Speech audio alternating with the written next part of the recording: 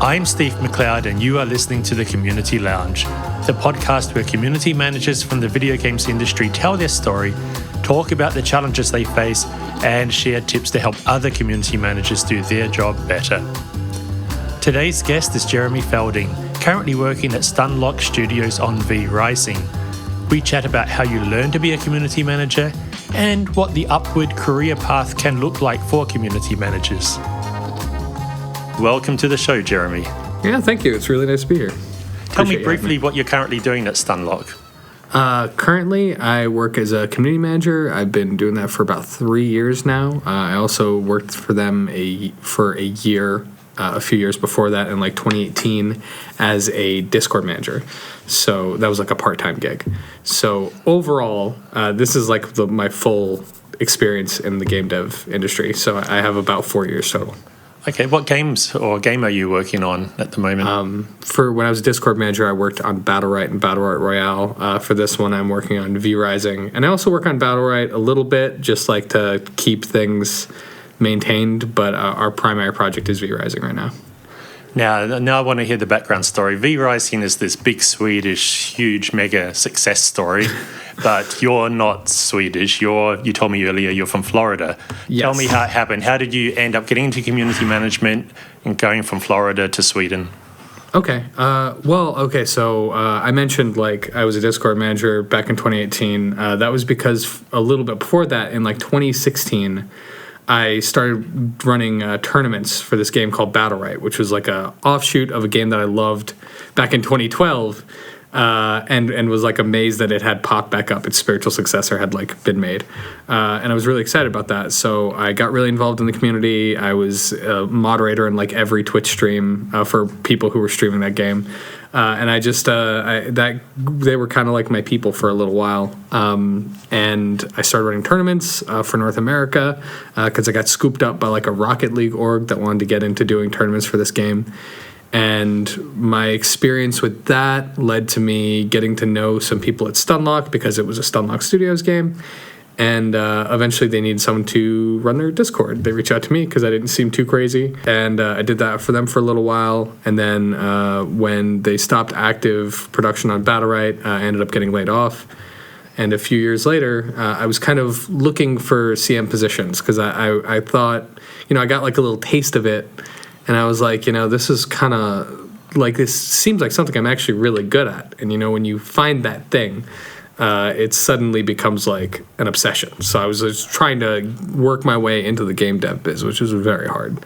And then out of nowhere, the marketing director for Stunlock reached out to me and said like, hey, like we're looking for a community manager for our next game.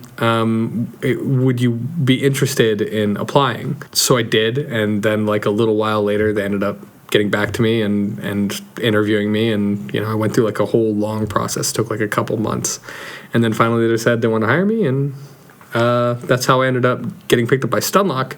And when I did, I said like, hey, I really, just letting you know, I would like to move to Sweden. Like I don't want to be here in America. I would like to be moved out there. So eventually, after they decided I was a good fit, they decided to move me out. Okay, so you actually set that as the condition, not them. Yeah, no, they were totally fine with having me in the U.S. That's so cool. I worked fine remote, and it was kind of cool having someone in that time zone, and if they needed someone to go to like shows in North America, it would be convenient to have me over there. But I really wanted to be in the studio. It's actually really hard to do what you do as a CM, I think, without having a lot of close contact with the devs. It's an industry that is embracing remote to some degree, but I think in person, it's hard to beat for some of the advantages, right? Yeah. Well, the thing is, like, when you're, we're both adults, we're grown-ups, and it's really hard to, like, meet people and connect with people when you're an adult because you have so much to do. Mm-hmm. Like, you're always just trying to keep your life in order. It's so much work. And you don't have a lot of spare time to just socialize and reach out to people unless you have, like, a specific reason to do it. So as a community manager, I think it's, like, really important that you know your game really well, and you know your devs really well, and you know how they think and like why they're doing the things they're doing, right? Yeah. Because I view it as primarily my job to communicate to the devs what the players think and the players what the devs are thinking. Like to be that bridge of communication, to make it so everyone understands each other, right? And you can't do that completely unless you're sometimes having lunch together or maybe doing something after work. Yeah. I don't know. In Sweden, is there a culture of after work drinks? Yeah, sometimes.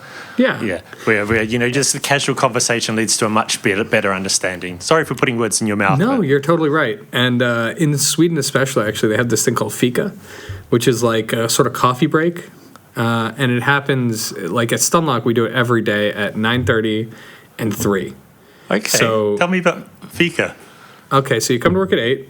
At 9:30, we like do a little sort of bell ring in Slack. Everybody gets together in like a big room upstairs, and we all sit down in like this big like lunchroom / lounge / whatever, and we all hang out and just talk for like 15-20 minutes. Have coffee, like a little snack of some kind, usually like a sandwich or like a pastry or something, and you just like have a small snack, talk, get your caffeine, go back to work. You have lunch at noon. Then, you come back from lunch, you work for a little bit longer. Then we have fika again at 3, where we all get together and we just chill for like another 15-20 minutes. And then you go back to work, you finish out your day, and you leave.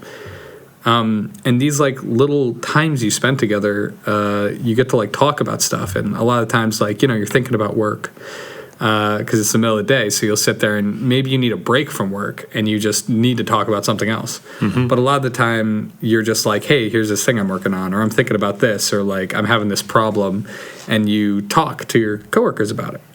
And it's like really nice. Like I learned so much about like how we think about game design and like what we're working on and what we're thinking about.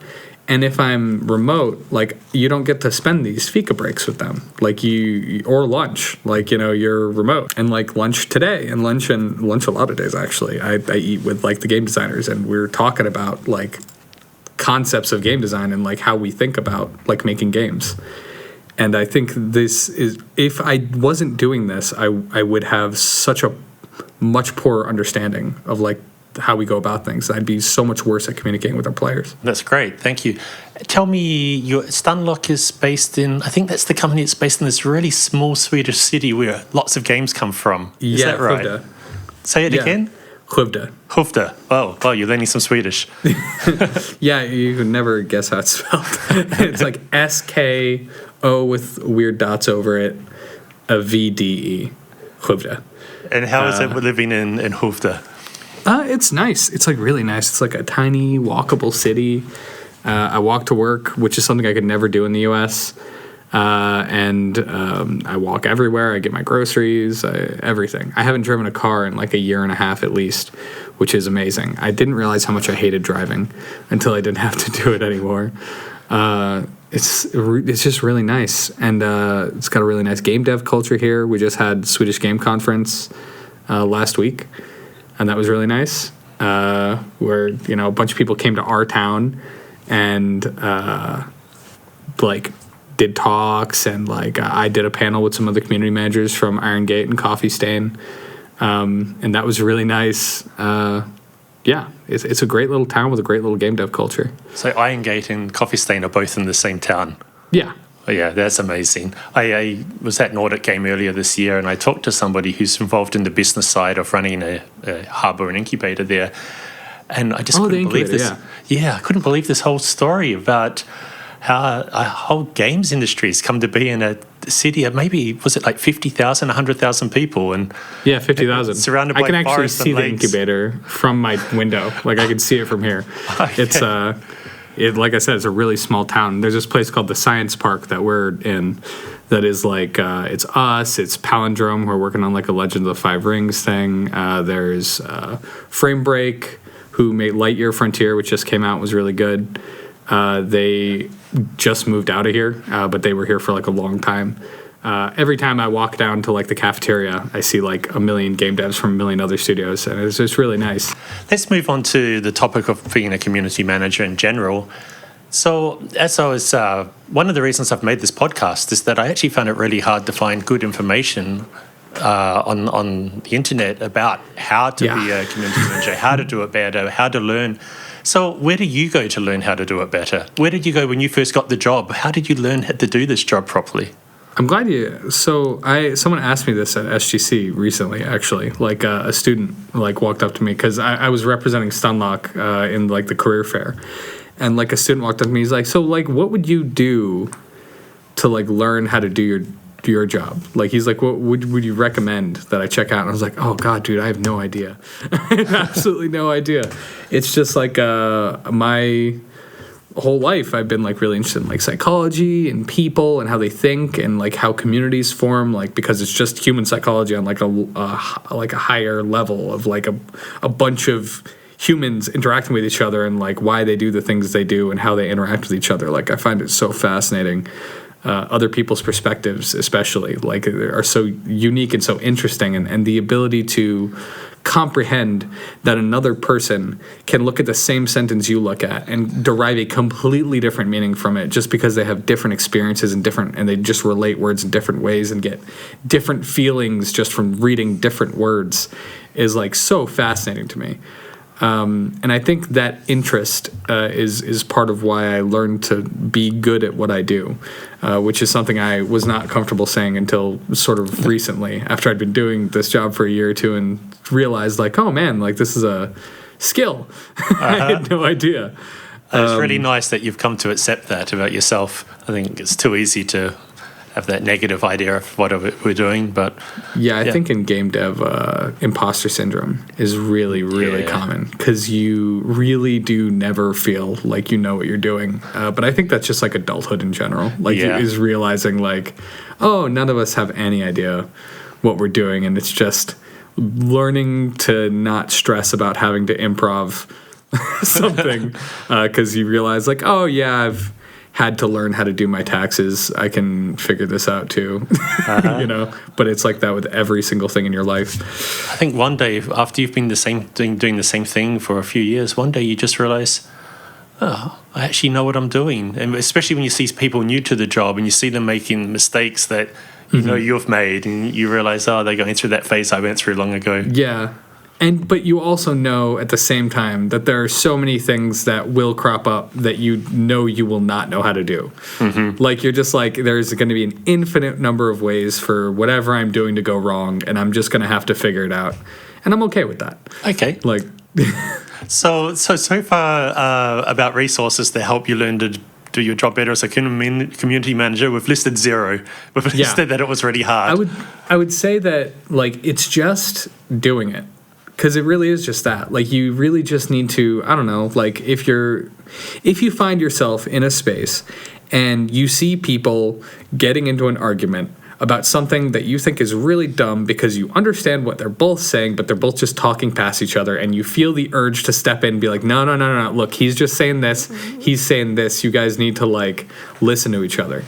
If you find yourself needing to do that, then you have the building blocks to be a community manager, because that's a lot of what it is. It's not like moderating people necessarily, but when you are moderating people, you're building the skills necessary to understand communication. And that's really what it's all about. It's just like understanding how people communicate with each other and sort of practicing that and learning to be understood, learning to be patient, and learning how to make people understand each other. Okay, great answer. So do you have any memorable positive moments as a community manager? Any story or experience that particularly stands out to you where you've really thought, I'm glad I'm doing this job?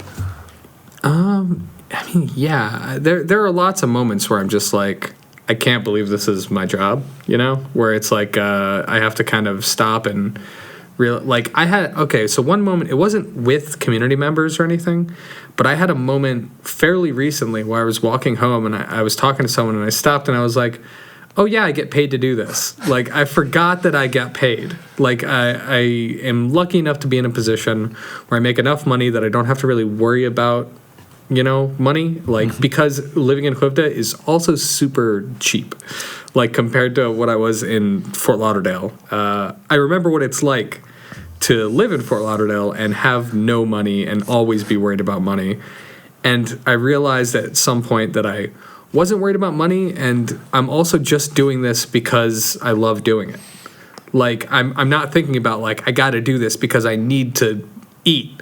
Like, I'm thinking about this, like, I need to do this because, like, I really want our game to succeed, and I want people to be happy, and, like, I want everyone to understand each other and everything to go as good as possible. And, like, I love having a part in that. And when I realized that I was doing it for those reasons, like, that really struck me. That's so nice. I guess there are many young adults or college students or even high school students who would look at what you're doing. I mean, it's their dream to work in the games industry, right, for a lot of people. And for a lot of us. people won't realize once they get there that it's not quite what they imagined it being. So it's so nice that you're actually happy and you feel you've got a good job situation. That's really nice. Thank you. I mean, it is easy to burn out. I'm lucky because my company, like, cares about that. They're very good about trying to give me time if I work a lot of hours, because there have been weeks where I'm working like 70 hours, because I there's a lot to do. And when you're in the marketing side especially, you'll go through just phases where it's just like there is so much to do and it all has to be done right now. Like, there's no time is finite. And tomorrow will be completely different than today. Like, when it comes to marketing, things need to happen at that moment very often. There's no, like, pushing it off till next week. So sometimes you have to work some crazy hours. But my company is very good about, giving you those hours back, encouraging you to take time off, trying to get you to be like, if it doesn't have to be crazy, they really try to respect your time and be wary of burnout. And also, we just feel that, like, if you're happy, you do better work. And also, we're human beings and more than our work. So, should have some sort of balance with that. Do you think that's an unusual attitude for a company to have in the video games industry? In games especially, yeah. Okay. I think in Sweden it's more common in general with all companies. But when it comes to games, like, even in Sweden, it kind of melts in a little bit, that culture of, like, overwork. And because it's, like, a passionate field, right? And also, like, especially, like, in pretty much any part of the games industry, like, if you're a programmer or something like that, you could be working any other job than this one and be making, like, 2 to 3 times your salary because, like, a game studio can only afford to pay you so much. And, like, in the, like, tech industry, like, you can make so much money. But if you're passionate about making games, you're making games. And that often means grossly overworking yourself because you just you're never really finished, like a painting. Like, you can just keep painting until, because it's just done when you say it's done, and that's it. Hey listeners, a short interruption. When I'm not hosting the Community Lounge, I run Feature Upvote, a platform for managing player feedback. When you use Feature Upvote, your players can submit and upvote suggestions to improve your game in a single place. This gives you the data you need to develop a game that meets player expectations. And you can say goodbye to the confusion of trying to keep up with feedback scattered across discussions on Discord and Steam and Reddit. Learn more at featureupvote.com.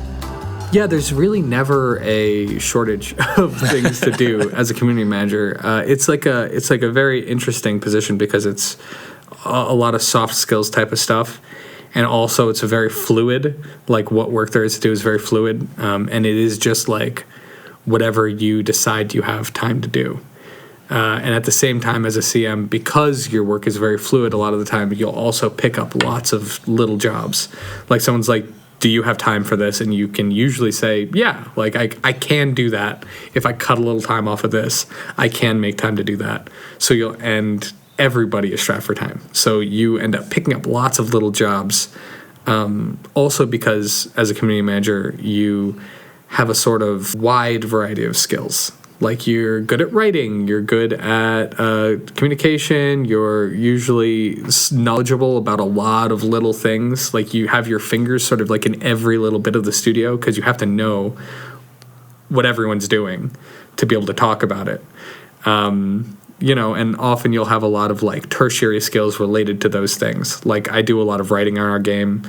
I do a lot of... Yeah. Okay. I had no idea that a community manager can be given that opportunity to be involved in writing for the game. That sort of thing can happen pretty often because we do a lot of like copywriting and stuff like that. So a lot of times we also have interest in like narrative stuff, or we do marketing stuff, like all sorts of little jobs in marketing, from like copywriting to other things. Just like I do a little bit of writing on like the trailers and stuff like that when we have like narrative parts of the trailers, or if we're just talking about the wording, or like giving feedback on stuff, or just help just like forming our like campaigns and stuff like that. Like we do a lot of little things. And then, there's a lot of little stuff with like social media and the billion things to do with social media. Creating media for that involves like, Photoshop skills and like working media players and like whatchamacallit, like video editors and things like that. Like the lots of like little things that you might want to ask someone from the art department to do. Like a lot of times we just sort of do all that stuff ourselves. Sure. And how much you lean into which aspect of that often defines what sort of community manager you end up being, which mostly ends up being whatever your studio happens to need. Well, this actually leads to a nice question we discussed briefly before we started recording. Where do you go upwards as a community manager when you're learning a little bit of everything? Mm-hmm. What job do you go into? Is there a senior community manager? Some games Sometimes, have them, yeah. But then like director of community, is a some position I've seen very seldom. Yeah, it's really so like at bigger studios that have like tons of community managers, or if there's like publishers and stuff sometimes handle the community parts of like their smaller studios. Like you might have like a head of community. Like I think they do that at like Paradox. Like Paradox has like a trillion community managers that are all managed by like a head of community, and they have like a bunch of tiers of community manager. But like at my studio, for instance, there is the position directly above me is marketing director. We don't have any other. It's quite a different set of skills and a different job responsibility. Yeah, it's completely different. Our whole marketing team is kind of set up and with like different skills with like mild overlap in some places. Does a head of community actually do day-to-day community stuff, or are they more a manager, which is a completely different set of skills too? Yeah, that's the thing, is that like I don't know. Like, you haven't been there yet. Well, also just like community manager is such an ill-defined role in general. Like what I do is so different from what someone at Paradox does. I think so. At SGC, we had a community manager like panel. It was like me and Mikael from Coffee Stain from working on Satisfactory, and Josefina, who works at Iron Gate on Valheim. And we both have all three of us have like completely different jobs. Like we have some overlap in that we are all interfacing with the community, but like Mikael does like more of a sort of like he makes like YouTube videos, and he does a lot of like production. Like he's producing content that they share, and that's like the style of community management they have. Whereas Josefina is more of like a comms director sort of role, it seems like, and like I'm more like hands-on sort of like direct communication sort of thing. And like we all have our completely different styles, and like if each of us were to take a head position, like I don't know what that would look like. Like our positions now look so different that I don't know what a more advanced position of that necessarily looks like for any of us, right? And so like I did a lot of research on like where community managers tend to go, and it is like if there's a head of communications position, sometimes they'll go to that. Sometimes they go and become producers, because the producers do a lot of sort of communication between departments and like organizing people and getting them to talk to each other and communicate what they need, because that's sort of like what they do, and that is very similar to what we do. Just almost like the managing the internal community, where the community are the employees. Yeah, that's exactly it. It's like they're like the internal community manager, when the community manager is like the external version of that in like very broad strokes. And then sometimes you just go into general management positions, like, some sort of like administrator of some kind, or because it's like managing people, it kind of makes sense. Or some of them go into HR, I think. There's like, wow. It's basically, and some of them go into like game design or something. Like they just find they're really good with game design. They just end up there. So It's really hard to say. If you could go like, because we have our fingers kind of in everything, we can kind of get pulled in anywhere. Or you could just end up being like marketing and just be like a marketing director or something like that. And I think even if one day you're a community manager has had enough of working in the games industry, they've still got skills that will give them a whole lot of other career paths outside of the games industry, which could be anything. Yeah, I hope so. Just because, you never know what's going to happen. It's like a very volatile situation right now in our industry. I'm lucky because I think I'm in like a pretty safe position compared to a lot of people, but yeah. Tell me about V-Rising, the game you're currently mostly working on. Well, what will you be doing next in your community manager role for V-Rising? Well, that you're right allowed now, to mention. that I'm allowed to mention. Right now, I don't know when this is going to air, but right now I'm working on a dev blog. It's been a while since we went to kind of a 1.0 and we've been kind of quiet for a while. So it's really nice to have yesterday I sat down and we did with the creative director, and we went through sort of point by point what sort of features we have and what we're going to be doing next. So I'm going to organize that into something digestible and put out something like that relatively soon. So I'm working on that, announcements about our upcoming Halloween events. We're doing an art competition, which is always really fun, has a great turnout. So I'm working on that. So that's what I'm working on right now. But we're probably not doing any content stuff till maybe next year. So right now, we're in a little bit of a lull communication-wise. Nice. Enjoy it while it lasts. Enjoy the relaxing time while it lasts. It's not enjoyable. Really? No. When we're in a lull, it's kind of I feel bad because people keep asking me for stuff, and I'm just I can't say anything. But sharing stuff is super fun. When we finally get to that part gets really exciting. It's hard work, but it's it's fun. Yeah, it's one of the good parts about the job, right? Is bringing good news to people, to the you get to see them excited about the stuff that you've been working on and talking about, and getting to see everything grow. And then when it actually happens, it's so nice. So I think a lot of people work in the games industry. They spend all day making games, and then they go home and play games. Is that the case for you? Yeah, a little bit. Sometimes I go home and I just lay around and watch super trashy TV. But a lot of the time, whenever I can, I play games. So what are you playing at the moment?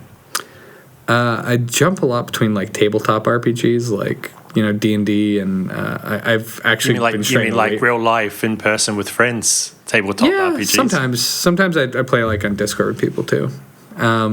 But I've been straying away from D&D into more obscure games, so I'm not going to get too into that. But there's this on Steam. I've been playing Shogun Showdown.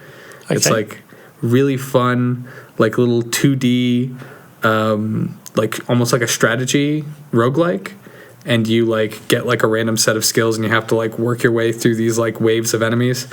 And it's just a really satisfying game. You whenever you get hit or you take damage or something, it's okay, that was my fault. You feel that, and every time you get hit, you're just if I had thought one more move ahead, I should have seen that coming. So I don't feel bad when I lose. When I lose, I'm just okay, I can just do better next time. And I've been really addicted to that. So this is a question I'm asking at the end of every episode, is what I just asked you, what game have you been playing? You might like to know that the last guest, when I asked him what game have you been playing lately, his answer was V-Rising. Oh, really? He mentioned that he plays it with his skill friend together, and that I think they were talking about V-Rising. Does V-Rising have an end to the game? Yeah. Yeah, and I think that he said his girlfriend enjoys the game so much that she doesn't want to keep playing because she doesn't want it to end. She wants to still think there's a game ahead of her to play.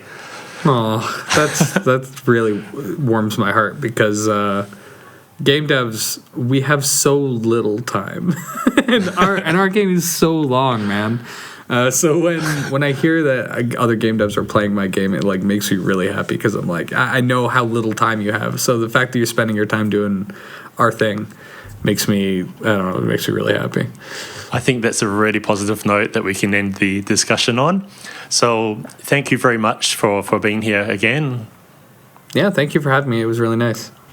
And where can listeners get in touch if they'd like to know more about what we've discussed today, if they'd like to know more about being a community manager or other things? Oh, yeah. You can email me. I'm Jeremy F. Jeremy F. at stunlockstudios.com. Okay. I usually answer any emails there. I'm also at Jeremy Bearson on Twitter. I'm Bearemy, Bearemy on Discord, and you can just add me. I don't care. Okay, I can put all three of those are okay to go in the show notes? Yeah, go for it. Great. All right. Okay. Bye, Jeremy. Bye. Thank you so much. Bye, everyone. Goodbye.